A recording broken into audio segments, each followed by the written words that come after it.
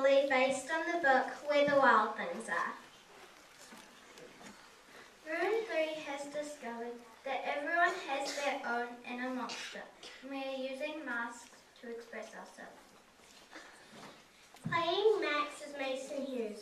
The narrators are Anna Liggins, Laura O'Neill, Gabrielle Batar, and Taylor Clasper. The rest of Room 3 play the Wild Things. Please feel free to sing along to the Wild Thing Rumpus. We hope you enjoy the show.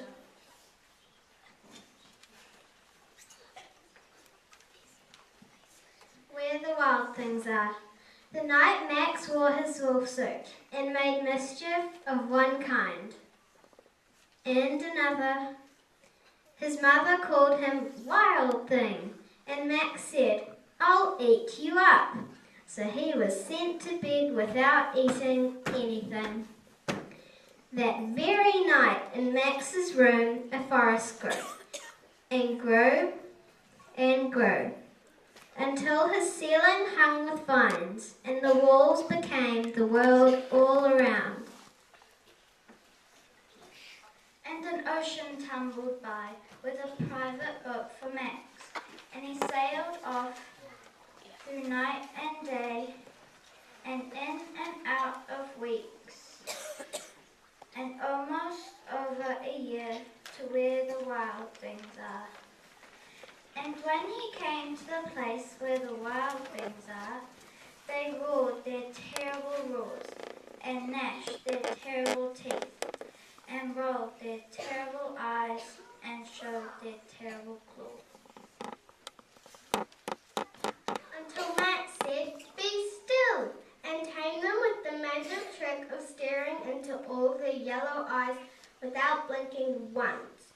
They were frightened and called him the most wild thing of all, and made him king of all wild things. "And now," cried Max, "let the wild rumpus start."